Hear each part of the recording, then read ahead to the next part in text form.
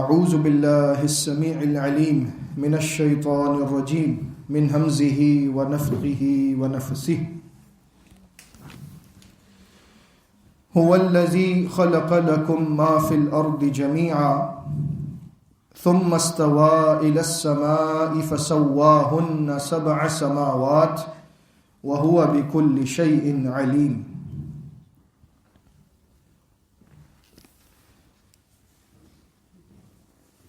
سورہ بقرہ آیت نمبر 29 ہے. وہی ہے جس نے تمہارے لیے پیدا کیا وہ سب کچھ جو زمین میں ہے، تم سب کے لیے پیدا کیا. پھر وہ آسمان کی طرف متوجہ ہوا اور اس نے ان کو برابر 7 آسمان بنا دیا، اور وہ ہر چیز کا بخوبی علم رکھنے والا ہے. گزشتہ آیت میں اللہ رب العزت نے ہمیں اپنی جانوں کے اندر اپنی نشانیاں بتائیں کہ تم کیسے اللہ کا انکار کر سکتے ہو، کیسے اللہ کی ناشکری کر سکتے ہو. جب کہ تم مردہ تھے، تمہارا کوئی ذکر نہیں تھا، اس نے تمہیں زندگی عطا کی.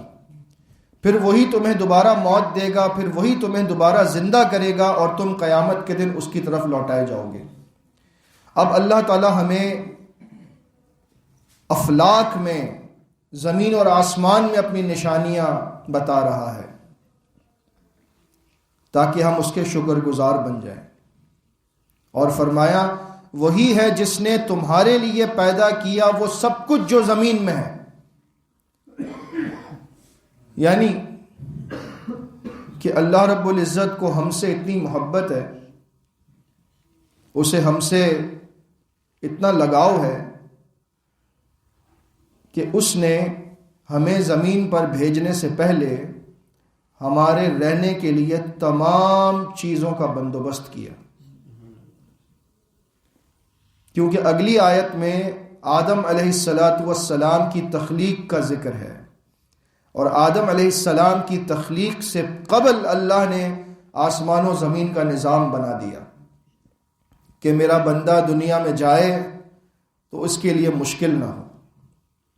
بچہ دنیا میں آتا ہے، اپنا رزق لے کر آتا ہے. اسی لیے جب مشرکین مکہ اپنی بیٹیوں کو زندہ دفن کر دیا کرتے تھے تو اللہ رب العزت نے ان سے یہی بات فرمائی، لا تقتلوا اولادکم خشیۃ املاق، اپنی اولاد کو مفلسی کے ڈر سے قتل نہ کرو. کہ تم کیسے اس بچی کو پالو گے، کیسے اس کو بڑا کرو گے، وہ تمہارے کاروبار میں شریک نہیں ہو سکتی، وہ کمزور ہے، جنگوں میں شریک نہیں ہو سکتی. تو وہ اسے لڑکیوں کو قتل کر دیا کرتے تھے کہ یہ بوجھ ہے ہمارے لیے. اللہ نے فرمایا اپنی اولاد کو مفلسی کے ڈر سے قتل نہ کرو، ہم تمہیں بھی رزق دیتے ہیں اور انہیں بھی ہم ہی رزق دیں گے. تمہارا رزق ہمارے ذمہ ہے، تم کسی کو کچھ نہیں کھلا سکتے. کسی کو کھلانا تو دور کی بات ہے، تم خود بھی کچھ نہیں کھا سکتے جب تک ہمارا اذن نہ ہو. بڑے بڑے مالدار ہیں، بینک اکاؤنٹ میں کروڑوں ہیں، لیکن ڈاکٹر نے کھانے پینے پر پابندی لگا دی. اور ایک غریب آدمی جس کے پاس کچھ نہیں ہے وہ اچھے طریقے سے پیٹ بھر کے کھانا کھا لیتا ہے. یعنی کسی کو دولت سے رزق نہیں ملتا، اس کا کھانا پینا یہ سب اللہ تعالیٰ کی طرف سے ہے. جتنا لکھا ہے اتنا ہی کھا سکتا ہے، اس سے کم یا زیادہ نہیں کھا سکتا، نہیں پی سکتا. تو اللہ نے فرمایا اس نے تمہیں زمین پر بھیجنے سے پہلے تمہارے لیے پیدا کیا وہ سب کچھ جو زمین میں ہے. اس میں ایک بات اور بھی ہے غور طلب، کہ جمیعاً کا جو لفظ ہے یہ ان تمام چیزوں کے لیے بھی آ سکتا ہے جو پیدا کی گئی ہمارے لیے، اور جمیعاً کا لفظ ہم سب کے لیے بھی آ سکتا ہے. یعنی زمین پر جو کچھ ہے، جتنے وسائل ہیں، وہ تمام انسانوں کے لیے ہیں مشترکہ طور پر. اس پر کسی ایلیٹ کلاس کا یا کسی ایک خاص طبقے کا قبضہ نہیں ہونا چاہیے کہ دنیا میں 1% لوگوں نے 100% وسائل پر قبضہ کر لیا ہے اور 99% لوگوں کو اپنے آگے محتاج بنا کر رکھا ہے. یہ بات اللہ کو پسند نہیں ہے. کاروبار کیجئے، تجارت کیجئے، وسائل کو اپنے تصرف میں لائیے، لیکن اس میں لوگوں کا حق ادا کیجئے، اللہ کے راستے میں خرچ کیجئے. اسی لیے اسلام کا نظام زکوٰۃ اتنا مؤثر ہے کہ اگر کسی ملک میں، کسی شہر میں زکوٰۃ کا نظام نافذ ہو جائے اور مالدار اپنی زکوٰۃ نکالیں اموال میں سے، تو پھر کوئی بھی بندہ ایسا نہ بچے جس کے پاس مفلسی اس قدر ہو کہ اس کو کھانے پینے کو نہ ملے. لیکن لوگ کیا کرتے ہیں؟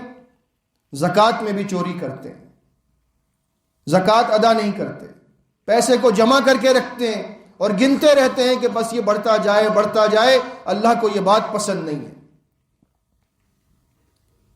اس لیے کہ رزق اللہ نے مالداروں کو دیا ہے غریبوں تک پہنچانے کے لیے. انہیں ذریعہ بنایا اللہ نے، انہیں اس بات کا شرف عطا کیا کہ میں تمہیں دیتا ہوں، تم میرے بندوں کو دو. تو جو بندہ اس پر سانپ بن کر بیٹھ جائے، وسائل پر قبضہ کر کے بیٹھ جائے، وہ ایلیٹ کلاس جو اپنے سے نیچے والوں کو بھیڑ بکریاں سمجھتے ہیں، جانور سمجھتے ہیں، جیسا کہ یہود میں ایک بہت بڑا طبقہ ہے جس کا کام ہی یہ ہے کہ ہر بڑے بزنس کو وہ قبضہ کر لیتے ہیں اس پر، اور اس کے بعد اس پر قبضہ کرنے کے بعد اپنی مرضی سے اس کو چلاتے ہیں، ساری دنیا کا نظام سنبھالنے کی کوشش کرتے ہیں. لیکن اسلام ہمیں اس بات کی اجازت نہیں دیتا.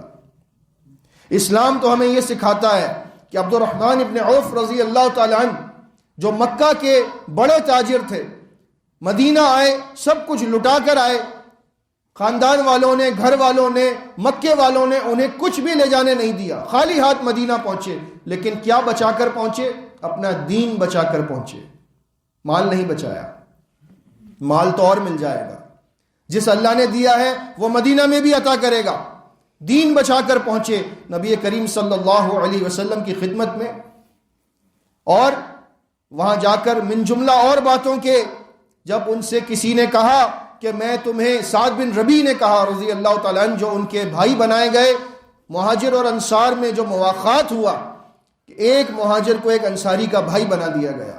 سعد بن ربی نے کہا عبد الرحمن تم تاجر آدمی ہو، مالدار آدمی ہو، اور تم یہاں پر آئے ہو، تم میرے بھائی ہو، بیوی بھی نہیں ہے، کاروبار بھی نہیں ہے، میری 2 بیویاں ہیں. اس وقت پردے کا حکم نازل نہیں ہوا تھا. کہا ان میں سے جو تمہیں پسند آئے میں اسے طلاق دے دوں گا، تو مجھ سے نکاح کر لینا. ہے کوئی ایسی قربانی دینے والا؟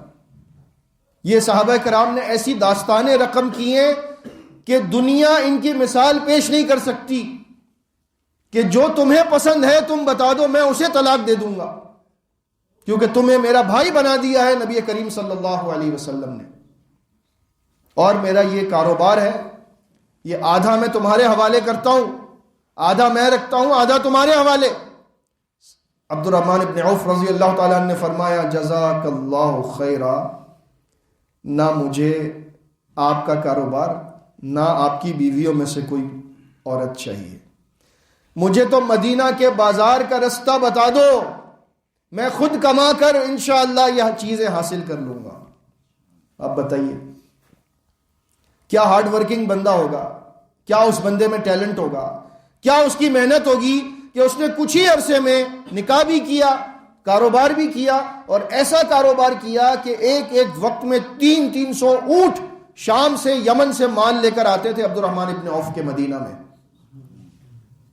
یعنی آپ سمجھیں 300 ٹرک آتے تھے، اس طرح سمجھ لیں تو کتنا پیسہ بنایا. لیکن وہی عبد الرحمن ابن عوف رضی اللہ تعالی عنہ جب معلوم ہوا کہ نبی کریم صلی اللہ علیہ وسلم نے فرمایا ہے کہ جو لوگ مالدار ہیں وہ جنت کے باہر قطار میں کھڑے حساب و کتاب میں مصروف ہوں گے، اور جو غریب، فقراء، مساکین، مہاجرین ہیں وہ جنت میں عیش کر رہے ہوں گے، تو سوچا کہ یہ تو مال میرے لیے پریشانی نہ بن جائے. تو اسی وقت نیت کی، اور اسی وقت ایک قافلہ آیا تھا، یہ مستدرک کے حاکم میں صحیح سند سے، اسی وقت وہ قافلہ نبی صلی اللہ علیہ وسلم کے سامنے فرمایا کہ مجھے جنت میں اگر اللہ رب العزت اس مشکل حساب سے بچا کر داخل فرما دے، بغیر حساب کے، میں یہ 300 اونٹ ابھی آئے ہیں، اس پہ جتنا مال ہے یہ سب اسی وقت اللہ کے راستے میں دیتا ہوں۔ تو یہ ہیں وسائل کو خرچ کرنے والے، جن کے مال میں کمی نہیں آ سکتی، کیونکہ وہ اللہ کے لیے دیتے ہیں، اور اللہ تو بادشاہ ہے، وہ کسی کا نہیں رکھتا، وہ 10 گنا 700 گنا کر کے لوٹاتا ہے۔ آپ دیکھ کر تو دیکھیں۔ تو جو لوگ وسائل پر قبضہ کرتے ہیں وہ دراصل ظالم ہیں، ایسا نہیں کرنا چاہیے۔ بہرحال یہ آیت کافی تفصیل طلب ہے، اور اس پر ہم ایک نشست یا کم از کم ہو سکتا ہے 2 نشستیں اور بھی کریں انشاءاللہ، کیونکہ اس میں تخلیق کا ذکر ہے زمین کی اور آسمان کی، اور یہ ایک ایسا موضوع ہے جس پر کچھ تفصیل بیان کرنا میں ضروری سمجھتا ہوں۔ اللہ رب العزت ہمیں سمجھنے اور عمل کرنے کی توفیق عطا فرمائے، آمین۔ استغفر اللہ استغفر اللہ۔